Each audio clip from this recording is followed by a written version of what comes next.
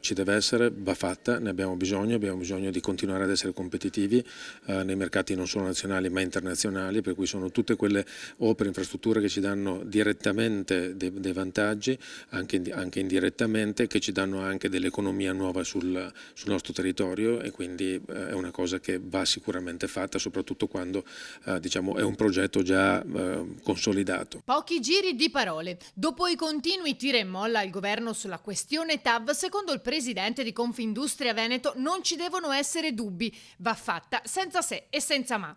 Questi continui tentennamenti non aiutano nessuno, in primis l'industria, e creano solo confusione, facendo perdere, evidenzia Zoppas, la fiducia verso chi meglio dovrebbe amministrarci. La fiducia che stiamo cercando di mantenere a stento nei confronti di un sistema istituzionale che dovrebbe essere proattivo nei confronti degli interessi delle imprese e comunque dello sviluppo economico.